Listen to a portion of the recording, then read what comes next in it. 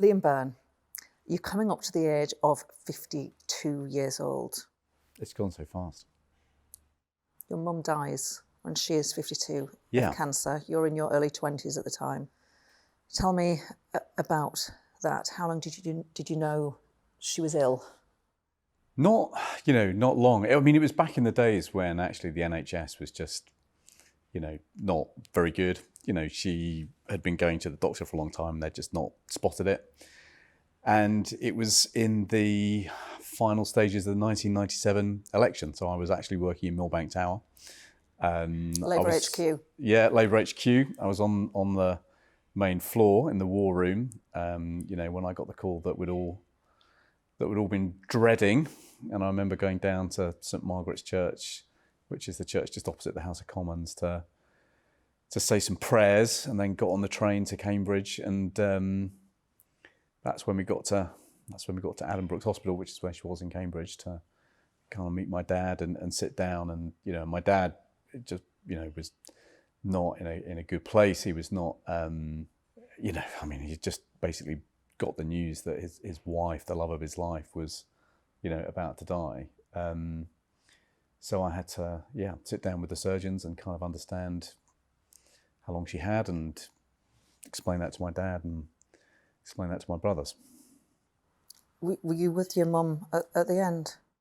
Yeah, I mean, my mum, she was so strong, and she just came from a hell of a family. Her mum had schizophrenia, her brother had schizophrenia, her dad had died when, she was 16 of a heart attack when she was in the middle of her A-levels. Her sister had cerebral palsy. I mean, she came from, quite a tough kind of background. And her and my dad were kind of star-crossed lovers in a way. They both came from these difficult backgrounds, found each other at university. They were each other's salvation.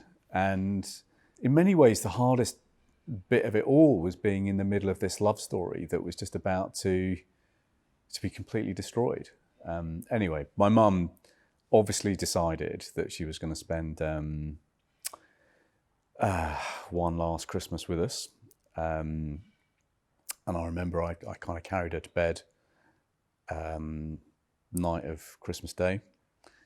And when I brought her breakfast in the morning on Boxing Day, she was breathing her last. And we got the ambulances in, and dreadful.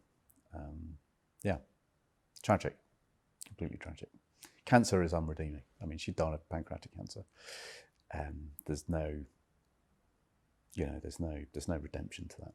Now that, for losing a parent, for most people is the worst thing that we all dread it. I've still got my mum and dad. But actually, your upbringing is quite challenging. And when I was doing my research, I read that your mum used to confide in you from the age of 8. Your father is drinking too much again. You were 8 years old. Were you aware at that time that your dad was drinking too much? No, and it was it was only kind of in later life when I explained this to people, that when they kind of asked me, well, when did you know that your dad had a problem with alcohol? And I'd say, well, because I was the eldest son, you get, in all children of alcoholics, in all those families, you get different patterns of codependency. Basically, families figure out a way of kind of coping. And my mum had a pretty demanding job. I mean, she was the head of science at a local comprehensive school. It was a pretty tough gig, pretty stressful, and she was having to do a lot of the heavy lifting at home on her own. And so, she, as the eldest, she sort of talked to me a lot about it. But it was only kind of when I look back and to kind of say to people, well, yes, I suppose I was 7 or 8 when that conversation first started. And people say to me, well, that's awfully young, isn't it? And it was only then really that I thought, well, yeah, actually that was pretty young. And then, that was the pattern of our lives, since then. But as I say, I mean, the tragedy of it all was that they had kind of found each other, and although things were difficult for them, they had both come from these sort of really difficult families, and they were each other's salvation. And so on the one hand, you're kind of conflicted because you've got this emotional turmoil that you're trying to deal with. And as a little boy, of course, what you're desperate for is you just want them not to split up. You want to be everything to be okay. You want to try and make everything right. You do worry a lot about whether it's your fault. Is there things you're not doing that would make it all kind of better? And of course there isn't. The child of an alcoholic can't, there's nothing the child of an alcoholic can do. It's not their fault. There's nothing they can do to fix it. So yeah, it started dead young.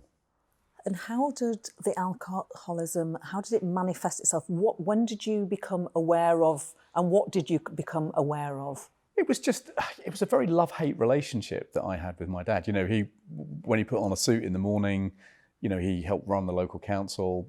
When he was going out to work in the morning, taking on the world, I just thought the absolute world of him. But once you'd had a drink and was slurring or just repetitive or embarrassing, that's when you kind of hate them.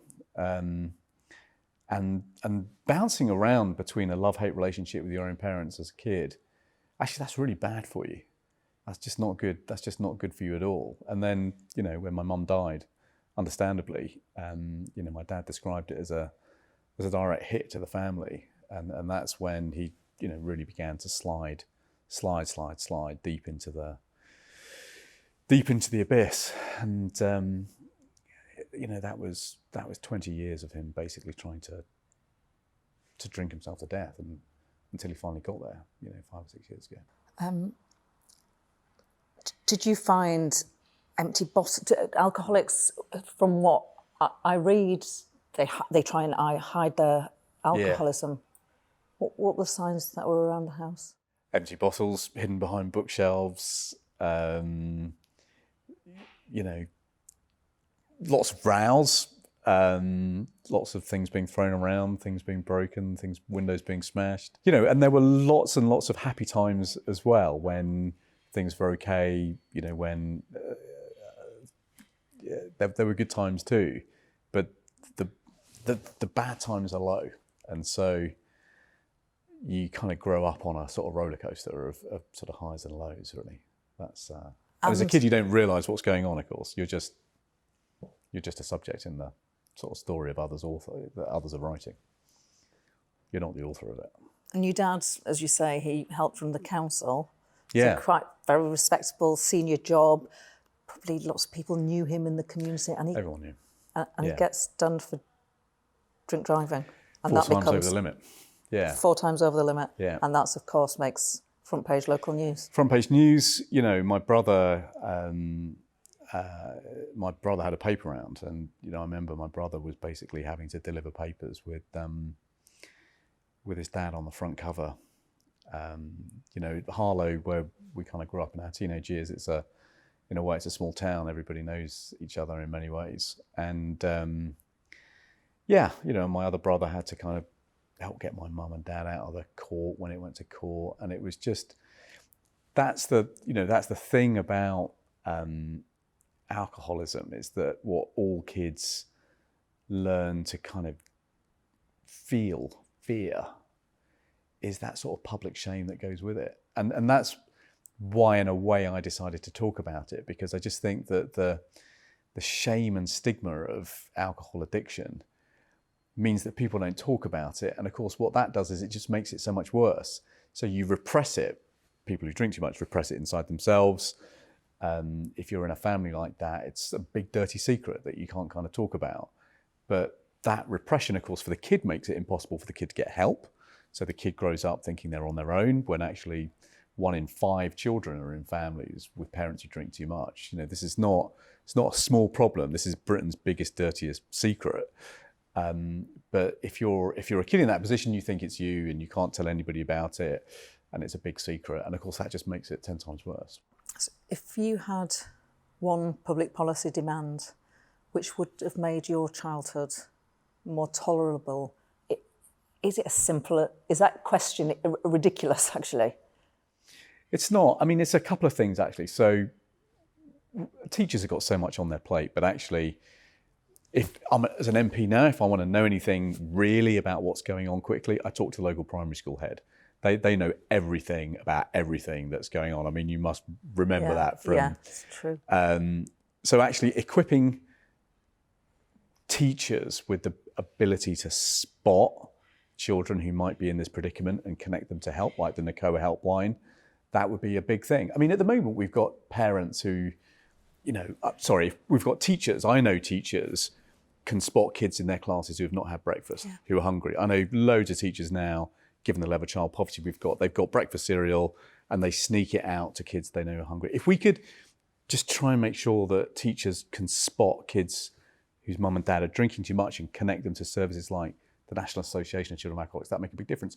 But, the other thing we've got to do is we've got to sort out the front line of the NHS. I spent so much time in A&E and intensive care. My dad managed to put himself in intensive care for, a week or two on end, once or twice. How old are you this time? Oh, older. I mean, this is going back sort of only 7 or 8 years ago. But I remember being in an A&E. I remember going into this A&E and being told that, he had a 1 in 10 chance of surviving. How much is intensive care? I mean, thousands of pounds a day. But, when they were ready to discharge him, never once did anyone have a conversation with us about how do we tackle the underlying alcoholism.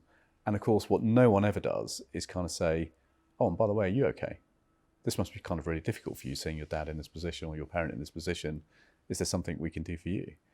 And so the NHS just is not having the right conversations with people about alcohol. I remember once upon a time, my brother and I managed to persuade my dad to go to a GP to talk about this kind of stuff. And, and the GP said, well, what you really need to do is get married again.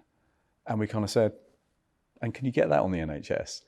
It's ridiculous, really. I mean, that's the kind of conversation that a lot of people in the NHS have. And it's why we're, as a group of MPs who campaign on this now, we're relentless. Each year we do a big survey looking at, is spending on alcohol addiction going up or down? In most authorities at the moment, it's going down. Yet the problem with alcoholism has never been as bad as it is today. We have rates of death from alcohol abuse going up 20% now a year. It's the worst in Europe. So, and it's got worse over lockdown. So the problem's going up, we're spending less on it, and every one of those families has got kids in. Can you tell me what the long, short, medium-term psychological impact it has on a child to be the child of an alcoholic? So basically, if you're the child of an alcoholic, and I didn't know any of this until 5 or 6 years ago when I sort of realised that being the child of an alcoholic is kind of a thing, and actually there's loads of us, probably a third of MPs I think are children of alcoholics. I mean, you wouldn't know that because most kind of keep it secret. So you basically you grow up thinking it's your fault. You grow up thinking you're on your own, and you grow up thinking there must be something I can do about that. All those things are wrong. You're not on your own. It's 1 in 5 kids. There's nothing you can do about your parents drinking. And actually there is help out there for you, like services like NACOA. But you grow up basically wanting to try and put the world to rights. You grow up as a perfectionist. You grow up as a bit of a hard in the sense that you have to build kind of so much armor plating because you're desperately trying to protect yourself against the kind of arrows and bullets that you have to put up with every week. So you become very sort of desensitized. And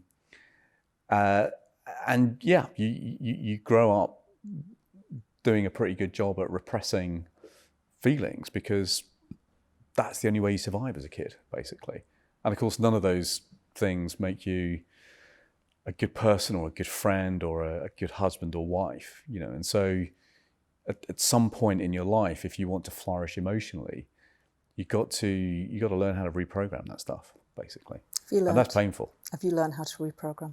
I'm kind of getting there. Yeah. I mean, after my dad died, I really went into a very deep, dark, black place. And, and that's when I spent about a year in counselling, just trying to kind of come to terms with what had happened and why it had happened. And you kind of realise that you don't finish that job, actually. You have to keep working on that. It's partly because you've grown up without normal role models. So you end up trying to figure out almost rationally how am I supposed to behave in this situation? Instinctively, I don't really know. So you have to keep kind of working on those things. Final question, which is not about your upbringing. You're a minister in the last Labour government. When that government loses the election in 2010, you leave a jokey note. Sorry, there is no money left. That joke of a note becomes a stick with which to beat that Labour government with. Yeah. Let's not even bother about the politics. But that's quite a difficult thing for a human being to endure from a joke, to be that stick to... It is, but I mean, it got to its worst point in 2015 when David Cameron decided to kind of wave it around. And it became a bit of a curse because, of course, David Cameron then lost his job. The person who revealed the note, David Laws, was done for expenses fraud and then lost his seat. George Osborne, whose idea it was, of course, then lost his seat. So most of the people who were kind of associated with trying to use it as a stick sort of lost their jobs in politics. But yeah, it was a kind of a great public shame in 2015. But of course, what I couldn't tell anybody was the private shame that I was going through, which was, I was in the final stages of losing my dad to a lifelong struggle with alcohol. And that was the... politics is kind of politics. What Labour should have done is just hit back a lot harder and kind of said, well, very, very funny, but you guys have just doubled the national debt. That isn't funny. We should have been a lot tougher, actually, in kind of pushing back. And, for various reasons, the leaders of the Labour Party at the time didn't take that course, which would have been a more sensible course to take. But, politics is politics. It's a rough trade, always has been and always will be. But I think what a lot of people kind of forget is that politicians are human beings too, basically. It's exactly why we do these interviews, to try and show the human part of politicians. And I've been very, very moved to listen to your story, Liam Byrne. Thank you. Thank you. Thank you very much.